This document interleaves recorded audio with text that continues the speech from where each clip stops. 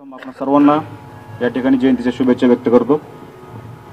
मुळात माझ्या जीवनामध्ये जर बाबासाहेबांचं महत्त्व विचाराल तर माझं जे अधिकारी म्हणून जे सिलेक्शन आहे किंवा अधिकारीपदी जे मला यश मिळालेलं आहे त्यामध्ये बाबासाहेबांच्या विचारांचा सगळ्यात महत्त्वाचा वाटा आहे। मला आठवतं आहे मी ज्यावेळेस विद्यापीठामध्ये BA करत होतो त्यावेळेस नेहमी जयंतीचे दरवर्षी कार्यक्रम साजरे होत असतात, परंतु ग्रॅज्युएशन सुरू असताना अशी एक जयंती होती की त्या जयंतीला मी 18 तासाचा एक उपक्रम त्या ठिकाणी सोलापूर जिल्ह्यामध्ये म्हणजे सोलापूर शहरामध्ये मी त्या ठिकाणी शिक्षण घेत होतो।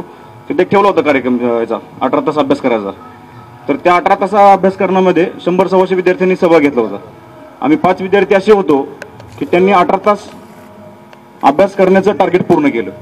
त्या 5 पैकी 3 क्लास 1 अधिकारी आहेत आणि 2 सध्या अजून तयारी करतायत। हे त्याचे यश आहे। म्हणजे जो विचार आहे किंवा जो त्यांचा संघर्ष त्यांच्या जीवनामध्ये त्यांनी केलेला आहे तो संघर्ष आपण नेहमी समोर ठेवला पाहिजे। मला ज्यावेळेस अडचणी वाटतात, सत्याची लढाई असते, न्याय अन्यायाची लढाई असते, त्यावेळेस असं वाटतं की एक निर्णय कसा पद्धतीने घेतला पाहिजे, त्यावेळेस बाबासाहेबांचा विचार माझ्या नेहमी समोर असतो। त्यांच्या जीवनामध्ये त्यांनी त्या तत्कालीन परिस्थितीमध्ये अतिशय प्रतिकूल परिस्थितीमध्ये त्यांनी यश मिळवलेलं आहे। अतिशय प्रतिकूल परिस्थिती यशाच्या पुढचंही त्यांनी त्या ठिकाणी त्यांचं जीवन समर्पित करून एक आजची जी सामाजिक आर्थिक प्रगती आपल्याला दिसते भारताची त्या प्रगतीच्या पाया रोवण्याचं काम घटनेच्या माध्यमातून बाबासाहेबांनी केलेलं आहे। जगाच्या पाठीवर भारतीय घटना ही अशी एकमेव राज्यघटना आहे, त्याला तोडच नाही, चॅलेंजच नाही पुढं। एवढं विचार करून एवढं मंथन करून जर तुम्ही टीका करायला गेलात, आम्ही त्या UPSCच्या मेन्स अभ्यासामध्ये पण ते टीकात्मक परीक्षण नावाचा एक प्रकार असतो क्वेश्चन पेपरमध्ये, त्या घटनेविषयी टीकात्मक परीक्षेचा एक प्रश्न माझ्या समोर आला होता 20 मार्कासाठीचा 250 शब्दाचा। तर त्याच्यामध्ये टीकात्मक करून सुद्धा शेवटी पॉझिटिव्ह येत होतं। म्हणजे हे त्याचे यश आहे।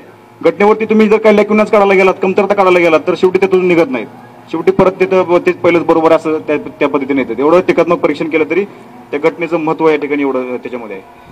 बाबासाहेब नेहमी सांगायचे ज्यावेळेस तुमच्याकडे 2 नाणी असतील त्यातलं एक नाण्याचं तुम्ही जेवण केलं पाहिजे आणि दुसऱ्या नाण्याचं पुस्तक खरेदी केलं पाहिजे। म्हणजे जीवनामध्ये जेवणा इतकंच किंवा तुमच्या अन्ना इतकंच महत्त्व त्या पुस्तकाला दिलं पाहिजे। मला सांगायला मित्रांनो आनंद वाटेल, माझ्याही घरी शेकडो पुस्तकं आहेत। पुस्तकाची आवड मी काय जे घडलो ते पुस्तकातून आणि वाचनातूनच घडलेलं आहे। मध्यंतरी पुण्याला ट्रेनिंगला गेलो होतो, 12 दिवस ट्रेनिंग होतं पुण्यात। 1-2 अडीच पुस्तक घेऊन आलो, सहज आपाबळून चौकात गेलो, वाटलं पुस्तकातून विचारांचं जे मंथन होतं त्याच्यासाठी पुस्तक घेतले पाहिजे। सध्या वाचन संस्कृती लोप पावलेले, पण तसं होता कामा नये। आज हा जो उपक्रम या ठिकाणी संयोजकांनी केलेला आहे पुस्तक वाटपाचा अतिशय स्तुत्य असा उपक्रम आहे आणि 14 एप्रिलच्या दिवशी हे असं करायलाच पाहिजे। या माध्यमातून वाचन संस्कृती सर्वांमध्ये रुजली पाहिजे। ठीक आहे, आता ई-बुक्सचा जमाना आहे, इंटरनेटवरती आपण विविध वाचन करतो, पुस्तकं वगैरे असतात, परंतु ई-बुक्स वाचा किंवा प्रत्यक्षात हार्ड कॉपीज तुम्ही पुस्तक वाचा, परंतु वाचन करत राहिले पाहिजे। वाचनातून माणसाच्या मनाची मशागत होते आणि कसं आहे विचार चांगल्या सवयी जर लावायचे असतील तर चांगला विचार येणं महत्त्वाचं आहे आणि चांगला विचार यायचा असेल तर त्यासाठी चांगली पुस्तकं वाचली पाहिजेत। आजकाल चांगलं एकमेकाला कोणी सांगत चालत नाही, एकमेकाला गोडा लावायचे कार्यक्रम करतात बरेच जण। तर तशा पद्धतीचं होता कामा नये।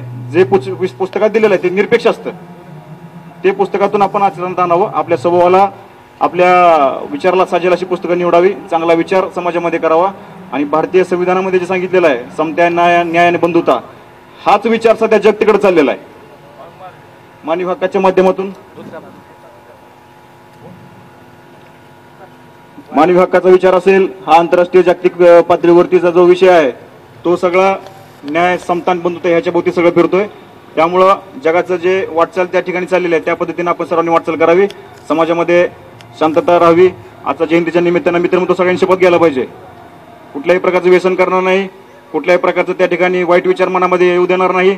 जर आला तर त्या ठिकाणी तो तात्काळ नाहीसा त्या ठिकाणी मनातून दूर केला पाहिजे। माणसाला चांगल्या सवयी लावायला वेळ लागतो। कुठलीही शास्त्र सांगतं कुठलीही गोष्ट जर 21 दिवस तुम्ही केलीत तर 21 दिवसामध्ये त्या ठिकाणी त्या गोष्टी तुम्हाला सवय लागून जाते। वाईट गोष्टी करा, चांगल्या गोष्टी करा, वाईटला सुद्धा 21 दिवस तुम्ही कंटिन्यू करत गेला तर ती वाईट आपल्या अंगी सवय बनून जाते आणि ती जर वाईट सवय आपल्या अंगातून काढायची असेल, चांगली सवय लावायची असेल तर कंटिन्युअसली 21 दिवस तुम्ही त्या ठिकाणी करा। आता साधं उदाहरण सांगतो, जर मैदानावर तुम्हाला व्यायाम करायला जायचं आहे, 21 दिवस जर तुम्ही कंटिन्यू त्या ठिकाणी मैदानावर गेलात तर नक्कीच तुम्हाला त्याची सवय लागून जाते। 22व्या दिवशी तुम्हाला वाटणार नाही की यार आपण काय चुकलोय, आपण नाही गेलो तर, अशी शरीराला सवय होते। तर चांगल्या विचारांचा जागर या ठिकाणी आज जयंतीच्या निमित्तानं आपण सर्वांनी करावा आणि सर्वांनी या ठिकाणी पुन्हा एकदा शुभेच्छा देतो। या ठिकाणी मला बोलवलं त्याबद्दल सर्वांना या ठिकाणी धन्यवाद देतो आणि थांबतो। जय हिंद, जय